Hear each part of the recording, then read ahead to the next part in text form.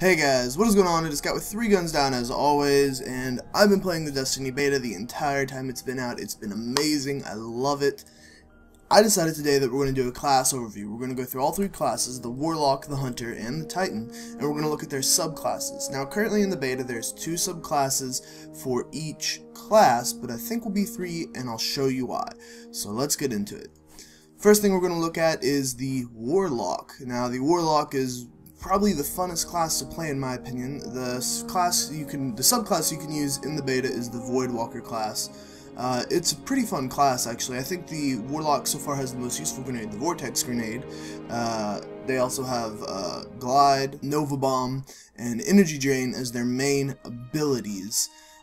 Now, when you're looking at the skill screen, if it has a plus to the right hand side of it, that means it adds on to the ability. It becomes something additional that it does. But if it does not have a plus to the ability, that means it rotates them out. For instance, if you look at the grenade on the far left hand side, I can either have the Vortex Grenade or I can have the other grenade, the Scatter Grenade, which splits into multiple projectiles. That one's not that effective. And then we have the Axion Bolt Grenade. A bolt of Void Light, which forks into smaller bolts on impact. Now, eventually Warlocks can upgrade their jump, their hover, and they get blink, which will be pretty interesting, I think, to see in the future. So we'll have a jump and then a blink for short distance. I wonder how short it'll be, and if it'll actually make up for how far we go. It'll be cool to see how they use that to traverse the distance. Kind of interested in it. We also have the lifesteal and soul abilities that add on to what the Warlock's melee attacks do. And they can immediately start regenerating, or not regenerating health, but immediately gain back health with some of the abilities to add-ons. So far the Voidwalker class is actually pretty fun. It's the funnest one to play in PvE. And it's pretty fun to play in PvP, but it has a few issues. The ultimate in Voidwalker, when you're jumping up in the air, you have like maybe 3 frames of invincibility, but other than that, they are super easy to shoot down before they actually even get their ultimate off. Then of course there's Illumination at the end of every class, which I don't understand yet, but it seals the subclass, locking in all your previous choices, but for no bonuses. We're going to look at Sunsinger now, which is actually pretty cool. When I first looked at it, I thought it was kind of stupid. We get the Solar Grenade, which is a flash of solar light, which continually damages enemies trapped inside. The Firebolt Grenade, a grenade that unleashes a bolt of solar light. And the Fusion Grenade, an explosive grenade that causes bonus damage when attached to its target. So it's kind of like a sticky grenade. We again still have the Glide for the jump of the Warlock, and then it goes to a Balanced Glide, which improves speed and control, but no blink on the Sunsinger class. Now, the Super is the cool thing, the Radiance. Fill yourself with solar light, dramatically increasing all of your abilities. And Fireborn, which is the most interesting part of it. Essentially, if you're dead and you activate this Super, you'll come back to life with your Super activated. That's pretty cool. We also get Scorch, which is a powerful melee attack that ignites enemies. Flame Shield with your melee, killing an enemy with Scorch reduces incoming damage. Hitting an enemy with Scorch knocks them back. And Brimstone, killing enemies with Scorch causes them to explode. Then we also get the Arcanes. Now each class has Arcanes, or Paths, or Codexes. Titans have Codexes, Hunters have Paths, Warlocks have their Arcanes, and basically it changes the armor, recovery, and agility of the class. It mixes it up. So if you want a faster Warlock, you can go with ones that are agility. If you want a more heavily armored Warlock, almost as heavy armored as a Titan, you can go with the armor. Or if you want really fast recovery, which tends to be pretty helpful in PvP, you can go with that. Now we have Touch of Flame, and which illuminates all enemies that are touched with a grenade. But again, we see this illumination, which I don't completely understand yet, and we're missing, if you see here we have the Voidwalker and the Sunsinger, we have another square there, but it's missing. Now, I'll say the same thing I said when I saw the moon. Why put that in the game if nothing's going to be there, or we aren't going to be able to access it later down the road? Why would they put the moon in the game if we weren't able to access it? And at some point we were. We're going to go ahead and jump to my Titan. This is the legendary ship you get from the Iron Banner. Thought you guys might like to see it. I like showing it off. It's the Space Bus, as Bungie's been calling it affectionately, and it's pretty freaking cool.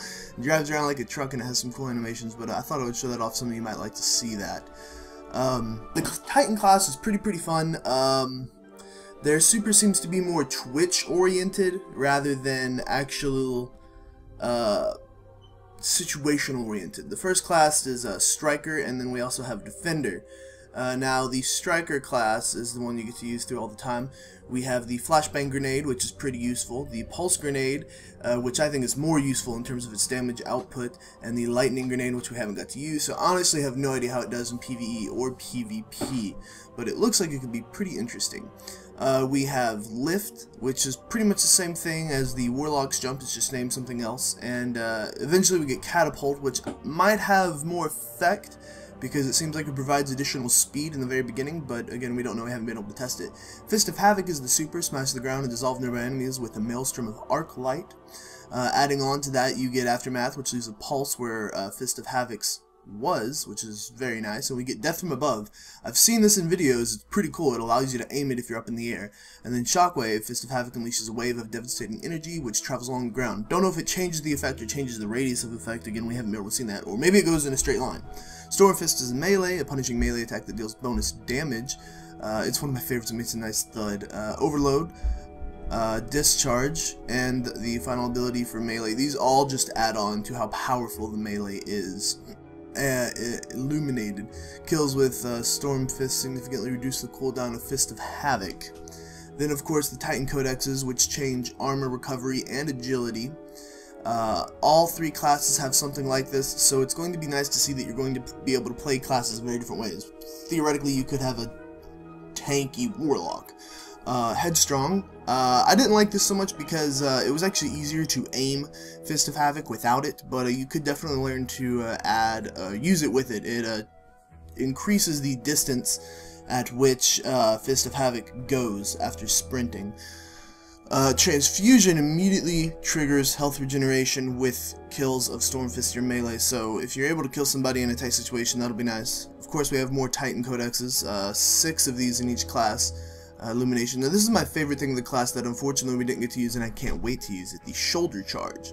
After sprinting for a short time, press R1 or RB to unleash a devastating melee attack, a Shoulder Charge. So you're going to charge forward with your shoulder. I really want to see this and I want to use it because it sounds so cool as a melee.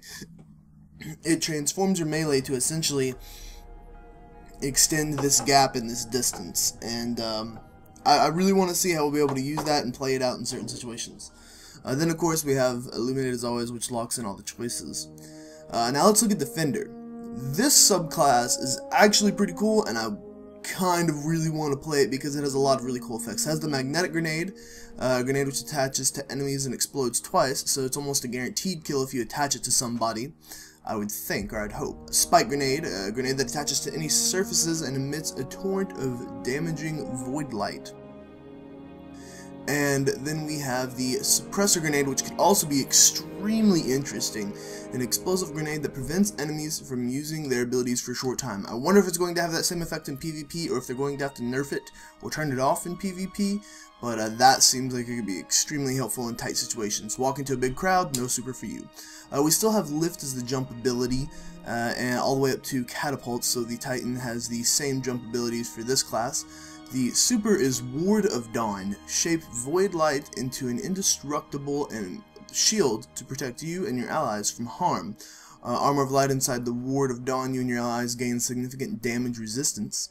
Blessing of Light passed through the Ward of Dawn grants you and your allies a temporary shield, and Weapons of Light passing through the Ward of Dawn grants you and your allies a temporary increase to weapon damage. So the shield could be far more useful than I first thought. I mean, of course it's a shield, but then there's all these other abilities you get from it. Disintegrate is the melee. It sounds pretty interesting. Killing an enemy with this powerful melee attack creates a force barrier around you which absorbs incoming damage, making the Titan more tanky. War Machine. While Force Barrier is active, all of your weapons reload and ready blindingly fast. That combined with the melee is pretty cool. We have Gift of Light. When the shield created by Disintegrate is active, all of your skills have a chance to create Orbs of Light, which charges super. And then Unbreakable. Force Barrier continually charges. I'm not entirely sure what it means by that. Again, we have our codexes. Now, I believe you're able to choose 2 codexes per class, so that will be interesting. Gift of Void, as the Ward of Dawn takes damage from enemies, it creates additional orbs of light. Because it cannot kill enemies, it can only take up damage, so you'd have to give it away to create orbs of light, like most supers do. And again, we have Illuminate at the end of this class, which locks in all defender subclass choices. I'm still not entirely sure about it, but the defender class looks like it could be extremely interesting. No increased melee damage or anything like that. And again, we're missing that third subclass, or we have a third subclass area. So I think 3 subclasses per class will be very, very nice. Now we're going to look at the most effective class per PvP, in my opinion, the Gunslinger, the Hunter.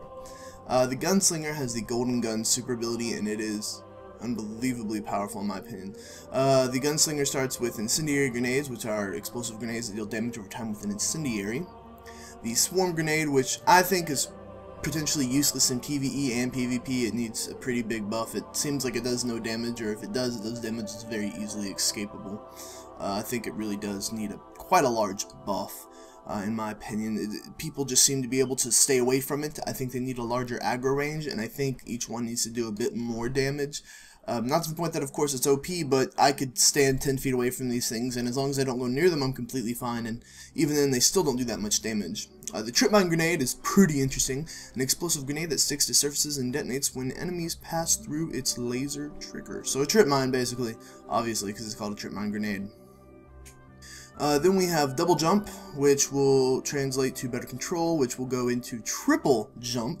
And then we have Higher Jump, which makes Double Jump jump higher. So can you have Double Jump, Triple Jump, and Higher Jump? So you have potentially a very, very high Triple Jump. I think this is going to give the mobility of the Hunters even more, which is crazy. Of course, we all know what the Golden Gun does, and we hate it. In PvP, it's a guaranteed 3 kills as long as your aim is spot on and you use it in correct situations. The Golden Gun is very situational. Most of these add-ons just improve the Golden Gun's ability, but the Golden Gun is a situational thing, because if you're running into a situation where you know you have more than 3 people, you can use it. Then of course we have the melee is the Throwing Knife. You can get it upgraded to an Incendiary Blade, which has incendiary damage, and the Knife Juggler.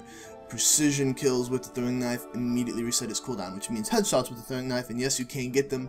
They are sick when you do, because it thunks into their skull and you can see it sticking out for a short period of time, and it just makes you all happy on the inside. Scavenger Pickup Ammo reduces the cooldown of Grenade and Throwing Knife. Could be a little bit OP in PvE situations. Keyhole Golden Gun over penetrates and can damage multiple enemies, and the Gunslinger Trance precision kills increase weapon stability stacks up to 3 times. So very, very accurate weapons, or stable weapons with little recoil. Way of the Drifter, which is the same thing as Codexes as Titans, or Arcanes as Warlocks. These are ways, so the Hunter has paths and ways. Chain of Woe increases precision. Precision kills increase weapon reload speed, stacks up to 3 times. Increase the range of Golden Gun, and then of course you have gain an additional Throwing Knife. So 2 Throwing Knives is OP, because 1's really OP already. I love the Throwing Knife, and it's amazing fun to use. The last class we're going to look at today is the Blade Dancer, and I am ungodly interested in this class. I cannot wait to play it. The Flux Grenade, an explosive grenade that deals damage when attached to enemies. Skip Grenade, a grenade which splits on impact, creating multiple projectiles which seek enemies. It could be interesting as long as it does good damage. And the Arcane Bolt, a grenade that chains bolts of lightning to nearby enemies. The Jump is again Double Jump. And then instead of Triple Jump, we get Blink, like the Warlock. This could be interesting as well. I'd like to see it. I don't know what the range on the Blink is. Hopefully it's good enough to make it for the jump. The Super is Arc Blade. It charges your blade with lightning. Showstopper, R2 during Arc Blade to damage all nearby enemies. Razor's Edge, R2 during Arc Blade to unleash a destructive wave of energy that travels along the ground. And then the final one, Vanish. Press R2 during Arc Blade to disappear from sight. So you can turn invisible as this class. God, the bitchings. I can already hear it. I can already hear it.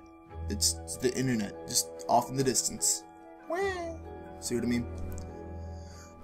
Blink Strike, a powerful melee attack with extended range. So you blink and then you strike. Backstab, hitting enemies from behind with Blink Strike causes significant more damage. I really like that idea, like it's supposed to. Escape Artist, hitting an enemy with Blink Strike grants brief invisibility. And Fast Twitch reduces the cooldown of Blink Strike. This is gonna be OP, kids. We of course have paths and ways again for the Hunters, Codexes, or Arcanes, same thing as the Titans or Warlocks. Fleetfoot, increase maximum sprint speed and extend slide. Quick draw, weapons ready immediately after dealing damage with any knife attack. Shadowjack, increase the duration of invisibility effects, so more than one. Then of course we have our ways, and then Encore, killing an enemy with Arc Blade extends its duration. By how much? Because that could become potentially really OP. Stalker, gain invisibility after crouching in place for a short time, but how long does the invisibility stick to you? And Hungering Blade, kills with Arc Blade and Blink Strike immediately regenerate health. And of course Illumination, that locks in the class. This class could be extremely OP for PvP. I cannot wait to see it. It makes me excited without a doubt. All the invisibility that you can use, the increased damage with striking from behind with melee attacks, the Blink Strike sounds particularly nasty, and top that off with insanely high mobility from a blink to a double jump, to increased sprint and slide. The Blade Dancer is looking to be a very dangerous class in PvP because it's like everything about it is just made to kill.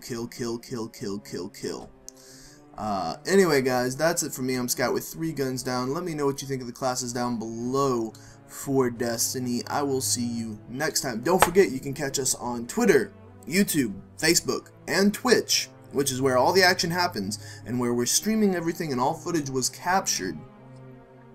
At some point I will also have a clan that you guys will be able to join. Keep a lookout for that if it's not already in the description below or if it's not already on the screen.